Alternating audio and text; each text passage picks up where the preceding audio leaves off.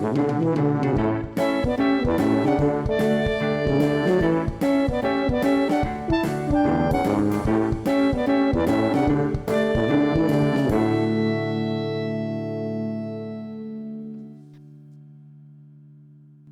à tous, j'espère que vous allez bien. Je vous souhaite la bienvenue dans cette nouvelle vidéo qui sera une vidéo spéciale Halloween.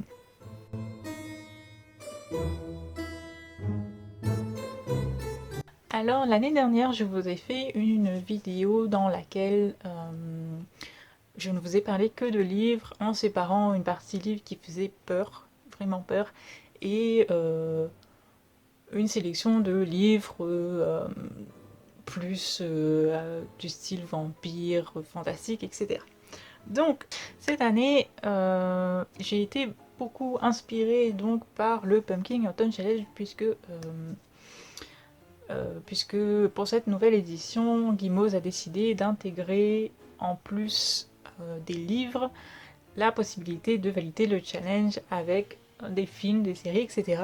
Et du coup, ça m'a donné l'idée en fait de vous faire une sélection où je mélangerai plutôt donc les livres et les films, séries et aussi les animés. En sachant aussi que cette année je ne vous présenterai pas donc de livres qui font peur ni de films qui fait peur puisque en fait je n'ai pas de nouveaux qui sont rentrés et je n'en aurai probablement pas puisque ce ne sont pas des livres que je lis en fait donc voilà déjà. Et puis j'avais envie aussi de faire une vidéo pour les personnes qui sont comme moi, donc qui sont un peu des flippettes et qui se sentent peut-être un peu lésées par Halloween puisque Halloween le but c'est de se faire peur, etc. Et non, je suis désolée, même nous qui sommes des flippettes, qui sommes des trouillards, on a le droit de fêter Halloween et par conséquent j'ai décidé que dans cette sélection ce ne serait que des propositions de livres, séries, films, etc. soft. Donc léger frisson, un peu de sang peut-être, mais pas le genre de livre ou de film qui vous empêcherait de dormir la nuit, quoi, en fait. Voilà. Donc pour commencer cette sélection pour un Halloween cocooning, j'ai décidé de vous présenter un livre dont je vous ai déjà parlé, donc il s'agit de Sunshine de Paige Mackenzie, donc c'est le tome 1. Je l'ai lu lors des Newts, donc du Magical Readathon du mois d'août, il me semble. D'ailleurs, je vous ai toujours pas fait d'update lecture, vous vous rendez compte un peu du drame. Je n'ai pas fait d'update lecture depuis le mois d'août. Voilà, mis à part mon coup de cœur livresque qui n'a absolument rien à voir avec Halloween, je ne vous ai pas fait d'update lecture. Donc je prépare cela en attendant. Je vais arrêter de bouger le livre parce que je pense que vous allez avoir mal au cœur à un moment. Voilà. Donc Sunshine donc de Paige Mackenzie, qui est un livre, quand je vous l'ai présenté la première fois, je vous ai dit que j'avais peur que ça fasse peur en fait, parce que... qui c'est qui avait mis un... Oui, parce que l'auteur de Chair de Poule, en gros, avait fait un petit commentaire, c'est écrit en haut là, où il essaie sous-entendre que c'était terrifiant. Voilà. Donc non, en fait, alors comment dire, peut-être un léger frisson, vraiment très très léger. Donc en fait Sunshine c'est une jeune fille de 16 ans qui va déménager à Richmond avec sa mère et il se trouve qu'en fait sa nouvelle demeure est hantée. Voilà, par, par un esprit qui n'a pas l'air de leur vouloir que du bien. Et grâce à l'aide d'un ami qu'elle va se faire donc dans son nouveau lycée, je crois, oui, son nouveau lycée, va essayer de se débarrasser de ce fantôme. Voilà. Donc c'est un livre que j'avais beaucoup aimé. C'était pas un coup de cœur, mais presque. Et à la base, je voulais commencer le Pumpkin Autumn Challenge avec le tome 2, sauf qu'en fait, j'ai lu autre chose, j'ai eu des problèmes de vue, donc j'ai pas pu lire des formats e-book dès le départ. Et donc du coup, j'ai lu autre chose, et de fil en aiguille, je n'ai finalement pas encore lu le tome 2, mais en tout cas, c'est une lecture que j'avais beaucoup appréciée. Ça ne fait pas peur, voilà, ça ne fait pas du tout peur. L'ambiance est sympa. C'est un livre que je trouve qui colle parfaitement avec Halloween et pour les personnes justement qui, qui n'aiment pas les livres qui font peur, qui n'aiment pas les histoires qui font peur, qui sont un peu des flippettes comme moi, hein, mais qui ont quand même envie d'être dans l'ambiance d'Halloween avec les fantômes, etc. Donc Sunshine, je trouve que c'est parfait. Donc c'est pour ça que je vous le recommande. Si vous ne savez pas quoi lire pour Halloween, Sunshine de Paige Mackenzie. Voilà. Le deuxième livre que je vous recommande et qui en fait sera le livre qui va m'accompagner donc pour Halloween, c'est un livre que j'ai dans ma liste du Pumpkin Autumn Challenge. Il s'agit donc des Larmes rouges de Georgia Caldera. Donc je vous mettrai la couverture là ou là, je sais jamais. La meuf qui a un problème avec sa droite et sa gauche. Voilà. Qu'est-ce que je disais? Oui, donc Les Larmes rouges de Georgia Caldera, qui est un livre que j'avais commencé il y a déjà très longtemps et que je n'ai pas terminé pour une raison obscure, comme à chaque fois que j'abandonne un livre. Voilà. Puisqu'à chaque fois, je sais que j'ai aimé ce livre, je sais que je l'ai adoré. Il n'y a qu'un seul livre pour l'instant où je l'ai arrêté parce que pour l'instant j'y arrive pas, c'est La fille du train, mais ça n'a rien à voir. Donc Les Larmes rouges de Georgia Caldera, c'est l'histoire, j'ai dû aller vérifier quand même parce que ça faisait tellement longtemps, c'est l'histoire de Cornelia qui fait des cauchemars. Et mais des cauchemars vraiment corsés, vous voyez, et en fait elle va déménager avec son père dans une petite bourgade, je crois. Alors je vous dis ça de souvenir parce que ça fait très longtemps que je l'ai lu, enfin que je l'ai commencé. Et dans cette bourgade, elle va rencontrer un mystérieux Henry et je ne vous en dis pas plus, voilà.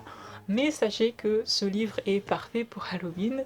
C'est un roman fantastique, gothique, et comme je vous l'ai dit, les cauchemars, ils sont vraiment hard, on va dire. C'est pas un livre qui fait peur, mais moi je me souviens que quand je lisais les passages de ces cauchemars, déjà j'avais des frissons, moi. Ouais, c'était quand même du haut niveau, vous voyez. Donc, si vous voulez pas un roman qui fait peur, mais quand même avoir un léger frisson, franchement, je vous conseille Les Larmes rouges de Georgia Caldera, en sachant qu'en plus, cette saga a toujours des couvertures magnifiques. Je crois que cette saga a connu 3 éditions différentes, et à chaque fois qu'il y a une nouvelle réédition, j'ai l'impression que les couvertures sont encore plus belles. Donc là, je vais vous mettre la photo de la dernière édition que je vais me procurer très prochainement. Pour l'instant, je lis en e-book, donc je vais commencer un e-book, mais en tout cas, c'est cette lecture-là, moi, qui va m'accompagner pour Halloween, et j'ai très hâte de le commencer. Je le commence lundi 28, voilà. Et je vous le conseille fortement. Et si jamais vous l'avez lu, dites-moi en commentaire ce que vous en avez pensé, mais en général, les gens ont adoré cette saga. Voilà. Et on continue en e-book, enfin pour ma part en tout cas, puisque moi je l'ai au format e-book, avec Encore Inconnu de Béatrice Galvan, qui en fait est un thriller fantastique et psychologique. C'est un coup de cœur, c'est le premier coup de cœur dont je vous ai parlé sur la chaîne, d'ailleurs je vous remettrai la vidéo en barre d'infos, et je trouve qu'il colle vachement pour Halloween en fait, parce que moi je me souviens de ce dont je me souviens en tout cas, et j'avais quand même un léger frisson par moment.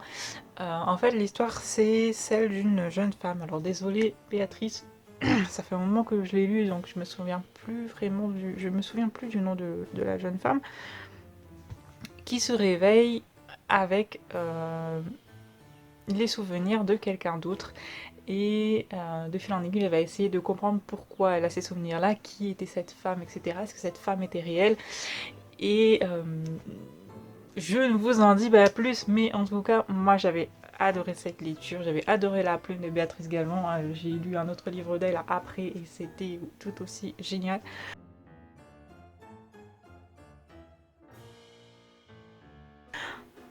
Je trouve que pour Halloween c'est top. Donc je vous le conseille, et je vous conseille d'aller regarder ma vidéo coup de cœur, au moins vous en saurez un peu plus sur le roman. Voilà. Ensuite, un livre que j'ai acheté il n'y a pas longtemps, d'ailleurs il faudrait que je fasse un book haul, et que je n'ai absolument pas lu, il s'agit de Dark and Dangerous Love de Molly Knight. Voilà, donc il s'agit d'une romance, puisque c'est chez Hugo. Ouais, New Romance, c'est de la New Romance, avec des vampires très méchants me semble-t-il. J'ai pas envie de lire tout le résumé puisqu'il a l'air long. Alors, la Terre est dominée par les vampires et les humains ne sont rien d'autre qu'objets de plaisir et nourriture pour les immortels. Le plus vieux et le plus puissant d'entre eux, Atticus, est le roi de ce nouvel ordre mondial. issue d'une famille de notables humains, Evelyn Blackburn souhaitait une vie simple auprès de l'homme qu'elle aime, Ethan. Malheureusement, le destin en décide autrement. Pourtant, réputé sans cœur ni compassion, le souverain Atticus tombe fou amoureux de cette jeune humaine et exige qu'elle vienne vivre auprès de lui au palais. Donc, j'ai pas lu en entier parce que c'était pas fini encore, mais je pense que la suite, à chaque fois la suite, les fins de résumé, ça te spoil. Donc, j'ai beaucoup vu ce livre passer sur Instagram, Booktube, etc. Et en fait, je l'avais jamais lu parce que je pensais que c'était de la dark romance. Voilà. Sauf qu'en fait, c'est de la new romance. Et le résumé me plaît vraiment beaucoup. J'ai décidé de l'acheter après avoir vu que Mélanie Daniel l'avait acheté et que ça m'avait donné vachement envie en fait qu'elle l'a présenté. Donc du coup, voilà. Je ne l'ai pas encore lu, mais je pense que ça peut être sympa pour Halloween. Une petite histoire de vampire avec des vrais vampires méchants et du sang, etc. Et voilà quoi. Enfin, un dernier livre que je vous propose pour ce petit Halloween cocooning, c'est donc la saga 16 lunes de Camille Garcia et Margaret Stoll. Donc je l'ai lu pour le Pumpkin Autumn Challenge de l'année dernière. J'ai mis le deuxième tome dans le Pumpkin Autumn Challenge de cette année. Inutile de vous dire que on est déjà presque en novembre, je ne pense pas que je pourrai lire le tome 2 puisqu'il est tout aussi gros. C'est une histoire où on parle de sorcières, etc. Donc, Halloween, sorcière. Je pense que c'est bon, hein. Pas besoin de développer plus. S'il faut développer plus, c'est l'histoire de Ethan qui rêve plusieurs fois d'une fille et le jour de la rentrée il se rend compte que cette jeune fille est arrivée dans son lycée. Voilà, je vais pas développer plus, voilà. Et ça a été adapté en film, je crois que ça s'appelait Sortilège, l'adaptation, elle était plutôt sympa. Donc au pire si vous voulez pas lire le livre, mais vous pouvez peut-être regarder le film, ça colle aussi pour Halloween, hein, et puis ça sera plus rapide. Non, parce que si vous réussissez à lire plus de 630 pages en une soirée, je vous dis bravo. Pour moi, je compte la semaine entière en fait. Hein. Je vais pas lire Les Larmes Rouges en une seule nuit. Je commence le lundi et j'essaye de le finir. Au moins, il faut que le jour d'Halloween, je sois encore en train de le lire, vous voyez. Et je le finis ensuite. Quoi. Voilà. Donc, mais je sais, ouais, il y en a en une semaine, ils arrivent à lire ça. Moi, je suis lente, mais c'est pas le cas de tout le monde. Donc voilà. Donc c'était ma petite sélection de livres pour un Halloween frissonnant, un peu sanglant, un peu magique, mais pas terrifiant. Voilà. Parce que cette vidéo est destinée aux personnes qui n'aiment pas l'horreur et qui n'aiment pas avoir trop peur. Voilà. Maintenant on va passer aux films, séries et animés. Donc la série que je conseille pour Halloween, c'est ma série préférée moi et elle est disponible sur Netflix. J'ai vérifié et je pense que je vais la recommencer très bientôt. Il s'agit de la série Teen Wolf. Donc Teen Wolf en fait c'est l'histoire d'un jeune garçon qui s'appelle Scott qui un soir va être mordu par une créature dans les bois et à partir de là toute sa vie va changer. Et je ne me souviens... Alors c'est ma série préférée mais quelle honte, je me souviens plus du nom de la ville. Ça, c'est pour me dire, Alice, il est temps de revisionner cette série. Voilà. Donc, en tout cas, sachez que Teen Wolf, c'est une série fantastique où il y a plein donc, de créatures fantastiques et notamment, Teen Wolf, on se doute bien qu'il y a des loups-garous surtout. Et en fait, je trouve que cette série, certes, elle était pour on commence à l'adolescence, mais je trouve qu'elle était quand même vachement sombre. Et des fois, moi, ouais, en fait, plus on va dans la série et plus les saisons elles sont sombres, et plus moi j'avais un peu peur des fois en fait. Hein. J'avoue, il y a une saison en particulier, je crois que c'était la 5B, qui m'avait carrément terrifiée quoi. Donc, bon, évidemment, vous n'allez pas commencer la 5B, mais moi, dès la saison 1, je trouve quand même que c'est déjà. Voilà, ça fait pas peur, mais c'est mystérieux, c'est assez sombre, c'est assez sombre, mais rigolo aussi. Il y a de l'humour, il y a beaucoup d'humour dans les premières saisons. Au fur et à mesure, ils grandissent et ça devient un peu plus sombre encore, mais en tout cas dans les premières saisons il y a beaucoup d'humour et ouais, je vous la conseille franchement pour Halloween. Halloween, je trouve que cette série elle est vraiment top. En fait elle est vraiment top pour toute l'année, mais, euh, mais ouais, pour Halloween elle colle vachement bien, surtout enfin, si on va regarder des trucs du style Shining. Euh, euh, Si on veut pas regarder The Haunting of Hill House, série que j'ai regardée et j'arrivais plus à dormir après. Donc voilà, si on n'est pas du genre à regarder The Haunting of Hill House et qu'on veut quelque chose quand même de beaucoup plus soft, je vous conseille Teen Wolf. Cette série est vraiment top. Elle est terminée. Donc si vous faites toute la série, bon, vous n'allez pas rester sur votre fin en mode oui je veux la suite. Elle est terminée donc. Et, euh, et voilà, je trouvais qu'elle avait une belle fin quand même, donc voilà. Teen Wolf, je vous le conseille très fortement. Ensuite, je vais vous parler de 2 dessins animés, 2 films animés que je n'ai pas encore regardé, mais moi je sais que je vais le regarder pour Halloween. Non, il y en a un, je vais regarder pour Halloween, l'autre je vais le regarder à la au changement de saison entre l'automne et l'hiver en fait. Je vais vous expliquer pourquoi. Donc le premier, donc c'est tous les hôtels Transylvanie. Je pense que vous n'avez pas besoin que je vous explique pourquoi. Voilà. En fait, j'ai vu un extrait une fois à la télé c'était le 3. Et ça avait l'air vachement trop bien. Donc du coup, je me suis dit que ouais, pour cette Halloween-ci, j'allais le regarder. Et, euh, et le premier est sur Netflix. Donc cette vidéo n'est pas sponsorisée par Netflix, hein. Je n'ai même pas 100 abonnés, je n'ai pas de sponsor. Voilà. Mais je sais que beaucoup de gens ont Netflix, donc ça aide. Et ça évite les téléchargements illégaux. Voilà. Donc le premier est sur Netflix. Et du coup, ben, je vais le regarder pour Halloween, je pense. Et en plus de Harry Potter, je vais me faire un Harry Potter. Je ne sais pas encore lequel. Il y a beaucoup de chances pour que ce soit encore le 1, parce que le 1, il y a une... Je crois que c'est dans le 1 où il y a vraiment les scènes où la grande salle est décorée pour Halloween, etc. Donc je pense que je vais me regarder Harry Potter 1. Mais voilà, je vais me regarder Hôtel Transylvanie et je vous conseille aussi, mais là je ne l'ai pas regardé et c'est celui-là que je vais regarder à la fin de l'automne. Donc c'est L'étrange Noël de Mr. Jack. Puisque Mr. Jack est un épouvantail, je crois. Et l'étrange Noël, donc apparemment ça va se passer à Noël. Je sais pas, je connais pas, je l'ai pas vu. Du coup voilà, moi je veux le regarder entre l'automne et l'hiver, donc entre Halloween et Noël quoi en fait. Voilà. Ensuite, un petit animé, un manga animé donc qui s'appelle The Vampire Who Lives in My Neighborhood. Et en fait, c'est trop mignon et c'est trop rigolo. J'ai pas tout regardé encore, mais du peu que j'ai vu, c'est pas quelque chose qui fait peur du tout. En fait, c'est l'histoire d'une jeune fille c'est l'histoire d'une jeune fille qui va rencontrer un vampire un jour dans la forêt. Et en fait, ce vampire, donc ressemble à une jeune fille, elle aussi. Et en fait, elle va pas avoir peur du tout et elle va squatter chez le vampire. Et moi j'ai trouvé ça trop rigolo, ça avait l'air trop marrant et c'est tout mignon. Et moi ça me faisait halluciner parce qu'en fait les parents ils sont d'accord pour que la fille elle aille vivre chez une vampire quoi en fait. Donc un peu tiré par les cheveux, très barge, très barré comme animé. Et ouais, du coup c'est totalement aux antipodes de ceux qui regardent les Stephen King, ça et compagnie pour Halloween. Moi je regarde des trucs carrément opposés quoi. Donc voilà, mais de toute façon, c'était le but de cette vidéo, hein. Voilà.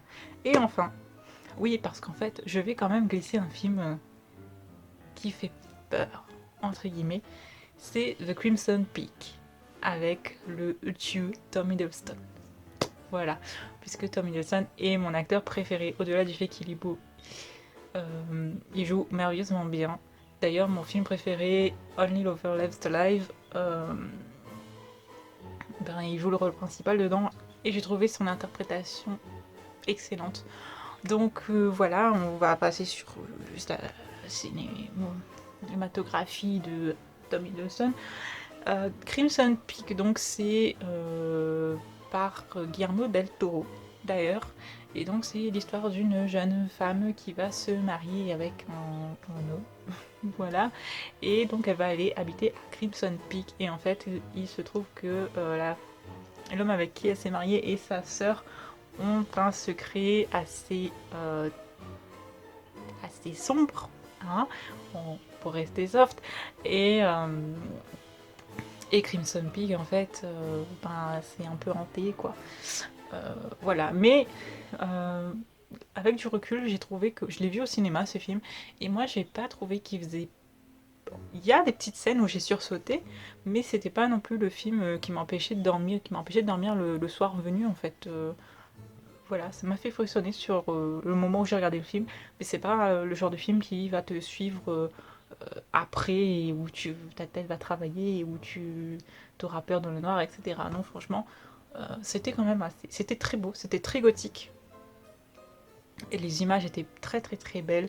Le mélange de la neige et du rouge, je crois que la terre en fait de Crimson Peak est un peu rouge. Et ouais, c'était vraiment vraiment très très beau comme film. En tout cas, les images étaient très très belles. Et voilà, c'était pas un film qui faisait vraiment excessivement peur. Et clairement, The Haunting of Hill House à côté, moi j'ai été terrifiée. Hein. Voilà. Donc très clairement, si vous devez choisir entre les deux, moi, que vous aimez pas les trucs qui font peur, Crimson Peak c'est quand même beaucoup moins terrifiant en fait. Hein. Voilà. Donc, si vous voulez quand même vous faire un petit frisson, Crimson Peak, je trouve que ouais, c'est top. C'est top et c'est super. C'est super bon. Voilà. Et voilà, c'est tout pour cette petite vidéo. J'espère que ça vous a plu, que ça vous a donné des petites idées pour passer un Halloween assez sympa, même si vous pouvez pas être forcément dans le même mood que les autres personnes qui sont vraiment à fond dans le côté on se fait des frayeurs, etc. Voilà, il y a quand même moyen de passer un Halloween sympa, euh, même quand on est un peu, un peu peureux, enfin pas forcément peureux, j'aime pas forcément ce mot-là, on va dire que un peu sensible, voilà. Il y a quand même moyen de passer un Halloween sympa, donc j'espère que cette vidéo vous a plu, que mes recommandations vous plairont aussi. Mine de rien, j'ai pas envie de vous plomber votre Halloween. Voilà. Mais n'hésitez pas donc de me dire en barre d'infos si ça vous a plu, si vous avez lu ou vu quelques-uns de ces films, séries, lu un de ces livres, ou s'il y en a qui vous font envie et que vous allez justement regarder ou lire pour Halloween. Voilà, ça me ferait super plaisir. N'hésitez pas à me dire ça en commentaire. Euh, et n'hésitez pas donc toujours à vous abonner si ce n'est pas déjà fait et que vous aimez bien ce que je fais. Voilà. Et à mettre un petit pouce bleu. Et sur ce, je pense que j'ai assez parlé. Je vous souhaite un très joyeux Halloween. Je vous souhaite de très belles lectures, de bons visionnages. Et je vous fais des bisous.